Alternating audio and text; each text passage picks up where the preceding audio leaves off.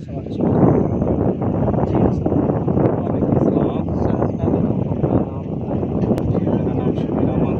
जी शबीर अहमद साहब, पहले तो आप बताएं कि आपका अब तक कितना खर्चा हो चुका है। आप हमारा शुरू से लेकर अब तक तकरीबन कोई 3.5 लाख रुपये खर्चा इसमें आ चुका है 1 एकड़ पर।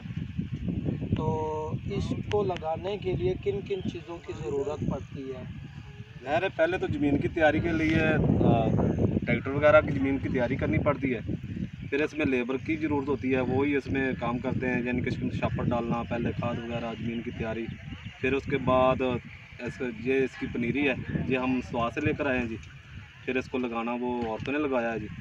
इसके बाद मुसलसल मेहनत बहुत ज़्यादा करनी पड़ती है, यानी कि स्प्रे वगैरह, खाद डालना, पानी लगाना, इसकी केयर बहुत ज़्यादा करनी पड़ती है।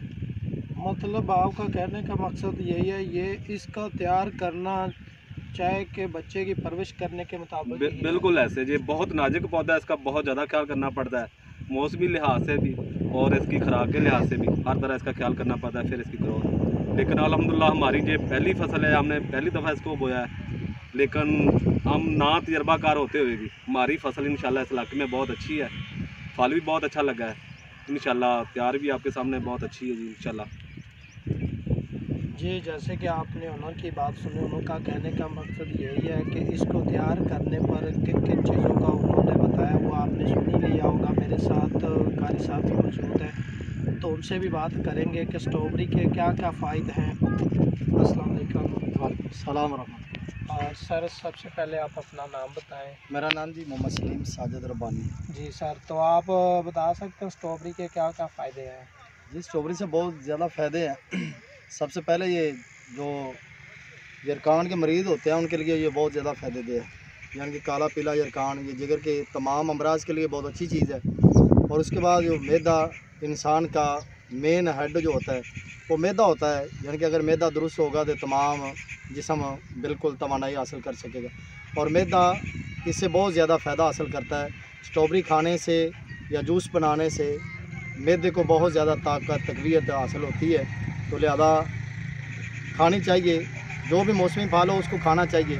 लेकिन स्ट्रॉबेरी के बहुत ज़्यादा फ़ायदे हैं। लेकिन हमारे यहाँ पंजाब में ज़िला कसूर में इधर मौलापुर के करीब हमारे भाई शबीर अहमद और भाई मुमैयाज सिंह इन्होंने लगाई हुई है।